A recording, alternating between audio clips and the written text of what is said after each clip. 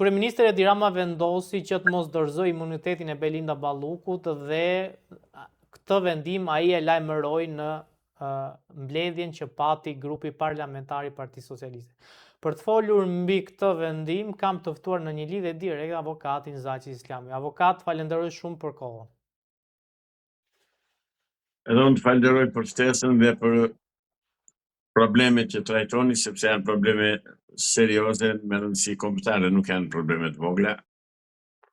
Por jemi të detyruar që t'i trajtojmë për të hapur syt njerëzve që nuk janë në politikë, nuk janë në drejtësi, janë qytetarë që u kërkohet votave të vende votojnë, pa e ditur se ku do t'i çojnë dhe çfarë do bëjnë personat e votuar. Aktualisht, dhe në intervistat e kaluara, unë ju kam thënë juve në mënyrë të përsëritur që Edi Rama nuk e dorëzon Belinda Ballukun, nuk ja çon drejtësisë për një arsye themelore. Edi Rama është bashkëfajtor me Belinda Ballukun për të gjitha ato që ka bërë Belinda Balluku. Për ato që akuzohet nuk e dim, unë nuk e akuzoj për vetë time se nuk kam asnjë dokument, asnjë letër, asnjë gjë në dorë që të nxjerr konkluzion dhe them po, është me vend apo nuk është me vend kërkesa për arrestim. Por kërkesën e ka bërë Byroja Kombëtare e Hetimit tek SPAK-u dhe SPAK-u ka kërkuar heqjen e imunitetit me qëllim që ajo zonja t'i nënshtrohet drejtësisë, një gjykimi dhe një hetimi të plotë. Ka një pyetje që e bën çdo qytetar shqiptar, i ndershëm, çdo njeri që e ndjen veten të pastër dhe të drejtë, cili do që t'jetë që i bëhet një akuzë, zotëri, po t'jemi pastër, shkoj dhe drejtohem dhe mbrohem apo sulmoj si ta kem hallin në gjykatën e ngritur në gjykatën shqiptare. Dhe praktikisht kjo duhet të ishte bërë, të ishte dorëzuar që në fillim zonja Balluku të kishte shkuar në gjykatën speciale, në prokurorinë speciale, gjë që nuk e bën. Pse nuk e bën? Nuk e bën sepse fshihet dhe kërkon me çdo kusht që të mbulojë jo vetëm akuzat që i bëhen asaj, por të mbulojë fajtorin kryesor që është në situatën ekonomiko-politike shqiptare, aktualisht përkohësisht kryeministri i Shqipërisë Edi Rama. Kështu që unë nuk prisja asnjë gjë tjetër veç kësaj që vendosi sot Komiteti i Partisë Punës Shqipërisë, Komiteti Qendror i Partisë Punës Shqipërisë me në kryesekretarin e parë shokun Edi Rama. Komunistët nuk e dorëzojnë njëri tjetrin, komunistët nuk e japin njëri tjetrin, por përjashto rastet kur u kanë shkelur vetë atyre në kallo dhe duan t'i dënojnë ata. Por që të dorëzojnë drejtësisë për gjykim, këtë se bëjnë. Përjashto rastet kur e dinë që janë sigur që drejtësia do zbatojë urdhrat e tyre. Mirë, po këtu ka një ngërç të madh që Edi Rama nuk i del dot, nuk e t'i kalon dot. Të tërë dim që SPAK-un e kanë ngritur dhe e paguajnë Amerikanët, e paguajnë Shtetet e Bashkuara të Amerikës. Kjo është thënë, thuhet dhe do thuhet në mënyrë të përsëritur. Tani, Amerika, zotëri, nuk të lë të tallesh ti me djersën dhe me taksat e amerikanëve. Derisa amerikanët kërkojnë dhe SPAK-u kërkon që çdo qytetar shqiptar që akuzohet të dalë përpara drejtësisë dhe të mbrohet, siç mbrohen të tërë njerëzit në këtë botë në drejtësi, në gjykat, këta janë të detyruar që ta kryejnë gjë të tillë, ta realizojnë. Nuk e bëjnë, nga këtu e tutje topi është në portën e amerikanëve. Fillimisht juve, ju kam thënë në intervistat që kam dhënë në kanalin tuaj, televizionit tuaj, kam thënë kështu. Nuk pres që të zbatoj ligje dhe vendime Edi Rama përveç atyre që merr vetë, përveç atyre që do që t'i dënoj vetë, për ata që i kanë shkelur në kallo. Ata janë të tërë për në burg, zotëri. Ai është një grup i strukturuar kriminal, që grabit pronat dhe tokat e shqiptarëve. Këtë e bëri me ligj para 2 vjetësh, kur mori në vartësinë e tij direkte, mori pronat e shqiptarëve, Agjencinë Shtetërore të Kadastrës. Këto vjedhje të pronave dhe këto grabitje të pronave shqiptare i bëri nëpërmjet të akshit. Drejtoresha e të cilës nuk e dim se kush ka humbur pana me panishan, nuk merret vesh se ç'bëhet. Në Shqipëri mbretëron amullia, mbretëron kaosi, mbretëron rrëmuja, mbretëron paligjshmëria dhe mbretërojnë hajdutët. Këtu jemi. Prandaj kërkohet me çdo kusht dhe në sa më parë që të jetë e mundur që Shtetet e Bashkuara të Amerikës që kanë ngritur spakun të kërkojnë llogari. I arreston si arreston, e bën detyrën se bën detyrën, e zbaton ligjin se zbaton ligjin. Këtu ka ardhur situata. Avokat, ka pasur dhe një reagim të kreut të dhomës tregtisë amerikane lidhur me portin Porto Romano, duke i bërë thirrje direkte kryeministit Rama që ta anulloj këtë tender. Si e vlerësoni këtë thirrje dhe pa dhe një përgjigje të zotit Rama duke thënë që ai e di shumë mirë se pse po e kritikon dhoma tregtisë amerikane lidhur me këtë tender. Pra, është futur në një kurs përplasjesh zoti Rama me Amerikën? Qa dinte shumë mirë nuk e kuptova? E dinden shumë mirë se pse vinin këto kritika për portin Porto Romano dhe ai tha që nuk do të rishet nga vendimi lidhur me këtë port. Tani, tenderin e Porto Romanos u ka dhënë grekëve. Me urdhër të grekëve, sepse ja u kam thënë që në Shqipëri në dikasteret kryesore gjithmonë janë vendosur agent grek ose pro grek ose shtetas me kombësi shtetësi greke, siç ishte rasti i atij vëngut si kishte ai e kështu me radhë. Pra, Edi Rama bën pazare me troje shqiptare, me pasurinë shqiptare, me perspektivën e zhvillimit të Shqipërisë. Ai me çdo kusht kërkon që të eliminojë portin e Vlorës si hyrje kryesore nga Adriatiku në Evropë, që jate ke ka nga Vlora shkon direkt në korridorin e 8 dhe shkon në Maqedoni, Bullgari e tjera. Pikërisht këtë kanë bërë në mënyrë të përsëritur e gjithë klasa politike shqiptare, që nga 91 dhe sot të kësaj dite. I nënshtrohen totalisht grekut dhe po bëhet ajo që kërkon Greqia në Shqipëri, në dashnë mbrojtje, dashnë ekonominë, dashnë tëra. Zotëri, ne në Shqipëri nuk prodhojmë asgjë. Dhe u bëjmë thirrje shqiptarëve të vinë në Amerika, në Evropa, nga ato që janë ku janë, edhe të bëjnë tregti në Shqipëri. Çfarë do shesër? Kush do prodhoj dhe kush do shes? Se nuk po marrin vesh tani, do bëhemi tregtarë, shikojmë që në çdo 5 metra ke o dyqan o kafene. Me çfarë jetojnë këta? Se ne nuk shohim që të lëviz ndonjë sasi e madhe malli për jashto që janë zarzavate dhe ato që të tëra që vinë nga jashtë. Kush do prodhoj, kush do shesi? Po dalim 12 hajdut, 13 kapetan, thonë ande nga antemia.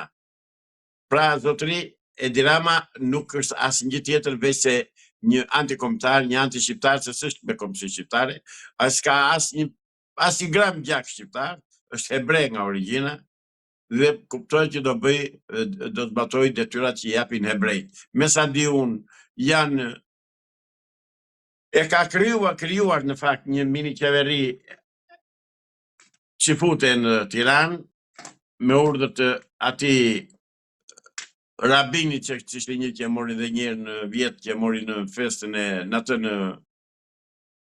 iftarin e Ramazanit.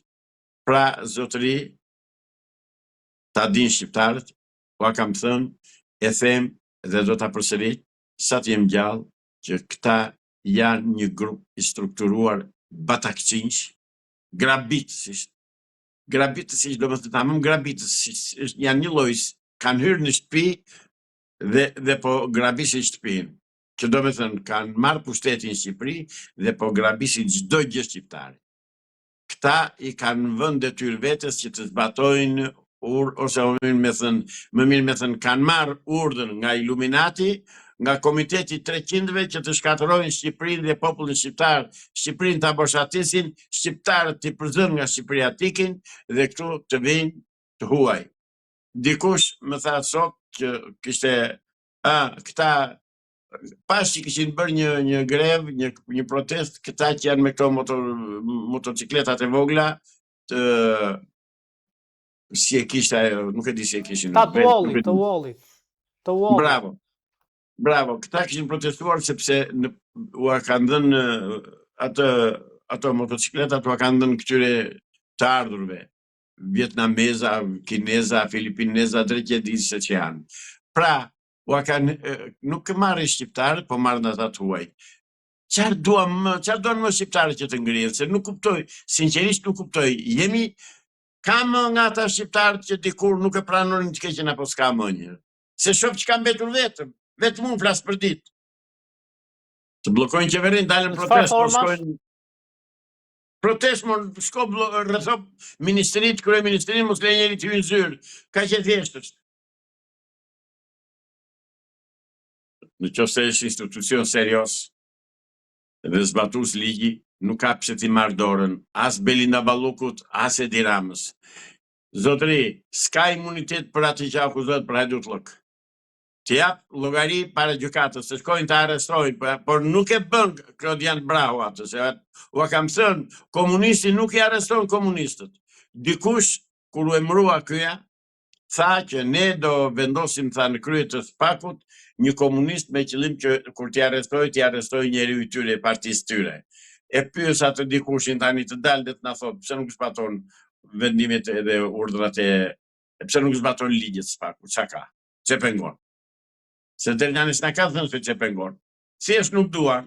Shkore vllai dashur, akuzohet merre ashtu siç merr çdo hajdut. Në qoftë se është hajdute. S'është atëherë të rinur të mos flasin. Gjykata kushtetuese vendosi sot që të anulloj dekretin e presidentes Vjosa Osmani që çonte Kosovën në zgjedhje. Si po e shikoni këtë zhvillim të fundit nga Kosova, kur kujtojmë se vetëm pak kohë më parë u mbajtën zgjedhjet e përgjithshme parlamentare? Ajo anulloi atë vendimin e qeverisë për të kaluar në zgjedhje, se kuptova. Anulloi gjykata kushtetuese, anulloi dekretin e Vjosa Osmanit që të kaloj në zgjedhje. Pra, përkohësisht nuk do shkojnë në zgjedhje. Jashtëzakonisht shumë mirë ka bërë. Dhe të mblidhin atje dhe të zgjidhin problemin, t'i lënë këto komunizmat të kohës fundit, ata udhëheqësit e Kosovës. Zotëri, Kosova sot nuk ka këllqe dhe nuk ka mundësinë ekonomike dhe politike që të bëjë zgjedhje çdo 3 muaj se i do qefi një Vjosa Osmani apo një Albin Kurti. Populli i Kosovës do që populli që mundi të qeveriset. Ata hahen për kocka të tërë, secili do pushtetin o pushtetin o s'ka, o pushtetin o Rashevdiqa. Përse e kërkojnë me kaq deri në diskreditim të plot për të marrë pushtetin, çka? Ku e kanë arsyen? Udhimset Kosova jo e bëjnë këtë luftë për interesa personale private të tyre, secili për të mbrojtur bizneset e tyre, për të shtruar vjedhjet, për të shtruar kapitalet, për të shfrytzuar popullin e Kosovës dhe për të çuar ujë në mullinë e Serbisë, edhe të Greqisë dhe të Iluminatit dhe të masonëve dhe të 300-ve dhe të atyre që duan, globalistëve që duan të shkatërrojnë kombin shqiptar, ta shkatërrojnë me themel. Këtë bëjnë në Shqipëri, këtë bëjnë në Kosovë. Prandaj gjykata kushtetuese e Kosovës ka vepruar në mënyrë perfekte. Avokat, po çfarë duhet bërë momentin që Albin Kurti kërkon që president të jetë një prej, po themi, aktivistëve dhe figurave kryesore të vetëvendosjes? Tej dorë. Politika është tolerancë. E shikoj që se mund të vë atë që dua unë, mbaroj filmin, do vëm tjetëri dhe si do e bë ka Albin Kurti, ti marrë tëra pushtetet vetë dhe president dhe kryeministër vetë, jo zotëri jo, prandaj shumë mirë ka bërë gjykata kushtetuese. Absolutisht jo. Avokat, çfarë ndodh nëse nuk arrihet një marrëveshje dhe shkohet përsëri në zgjedhje në Kosovë? A mendoni që duhet ndryshuar klasa politike atje, pra apo i ngjan edhe Kosova si Shqipëri, se kemi pasur të njëjtin rast ne, edhe në Shqipëri? E njëjta parti është që drejton, e njëjta teori është që drejton, të njëjtët sallari janë që drejtojnë në të dy anët e kufirit, dhe është Beogradi. Është ai që komandon, atij i binden. Është ai që është interesuar të mos kemi ne as unitet, as marrëdhënie të mira. Ka avokat edhe në Kosovë, po komandon Beogradi? Patjetër, se ç'kujtosh ti. O komandon atje, o s'komandon gjikundi. Sepse në Shqipëri komandon sepse është krijuar nga serbët e ajo Partia Komuniste Shqiptare që po qeveris sot Shqipërinë. Krijes serbe është. Në Kosovë po kanë spionët e tyre, agentët e tyre dhe përçarësit e tyre, nuk duan që të bëhet Kosova të eci përpara, nuk duan as andej, as këtej nuk duan që të bëhet Bashkimi Kombëtar Shqiptar, janë dy klasa politike anti-shqiptare pro-serbe, armike të popullit, armike të betuara të shqiptarëve. Avokat, besoni që mund vi një kohë që të mos jemi të varur nga Serbia? Jo. Nuk vjen. Ishte pamundur. Ta kanë klysht e tyre në çdo sferë të jetës, në çdo qelizë të jetës, ndash Kosovë, ndash Shqipëri.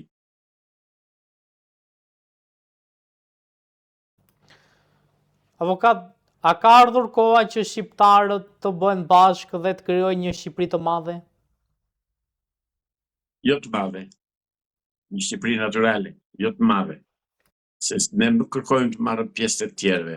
Ne kërkojmë të bashkojmë ato pjesë që na i kanë hequr dhunshëm Churchilli në 1913 me miratimin edhe në 44, në 43 në Jaltë, edhe më mbrapa e kanë hequr dhunshëm trojës shqiptare. Churchilli, Stalini dhe Roosevelti, që në të tre, nuk që pa peshë Roosevelti, se mundën ata të dy. Na i hoqën zotëri e ndanë ata Shqipërinë, për interesat tyre. Dhe Shqipëria gjithnjë ka qenë plaçk tregu dhe mjet këmbimi për interesat e tyre. Dhe sot e kësaj diti ne nga ajo jemi në këtë situatë, se nuk puqen interesat tona me interesat e Anglisë apo të Rusisë. Dhe praktikisht nuk po gjën gurin vend në Shqipëri. Ai që e paguan është populli shqiptar. Kanë gjetur një zgjidhje, ikni u thonë nga Shqipëria, kanë vatur një 400.000 janë në Amerikë, një 800.000, 900.000 janë në Greqi, 600.000 tjerë janë në Itali, një 200.000 janë në Gjermani. Pra neve na bën kaq kohë që ata na shkatërruan dhe gjetën kokën e shqiptarëve dhe varfërinë e shqiptarëve. Tradhtin e qeverive shqiptare që nuk mbrojnë interesat kombëtare shqiptare, po janë shitur tek greku dhe te serbi. Praktikisht është e pafalshme kushdo që dëgjon vë duart në kokë si shpjegohet që Shqipëria është prodhuese e naftës dhe Shqipëria ka naftë dhe benzinë më shtrim nga Maqedonia dhe Kosova, të cilat furnizojnë në Shqipëri. Kjo s'ka vend të ri. Këte e bëjnë vetëm banditët e udhëheqjes politike shqiptare, klasës politike shqiptare. Nuk ankohet as partitë opozitare, as qytetarë shqiptarë. Nuk ndihen. Mirë na e bëjnë. Në rregull janë ata. Përveç e tyre janë në rregull. Vjedhin, gravisin, sundojnë, përçajnë, përzojnë shqiptarët, boshatisin Shqipërinë, shesin truallin, por na shesin. Avokat, kë shikoni më me rrezik ndaj Shqipërisë, Serbinë apo Greqinë? Një lloj. Dhe mbi të dy këto shtete në krye të këtyre shteteve qëndron kisha ortodokse, e cila kishën shqiptare e bëri për vete nëpërmjet grekëve që pruri këtu.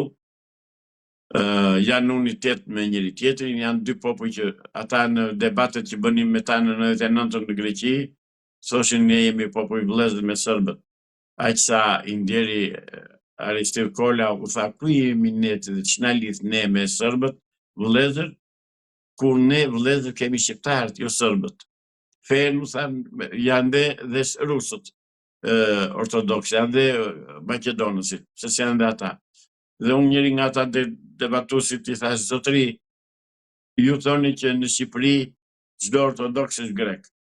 Po, tha e themi, tha. Atëherë zotëri sipas jush në Maqedoni çdo ortodoks është grek, i thash. Jeni dakord me këtë? Pra ne armikun kryesor në këto dy shtete, armikun e patundur, të pakthyeshëm, të mira vjeçar, kemi kishën e këtyre vendeve. Avokat, faleminderit shumë për kohën. Faleminderit për ftesën.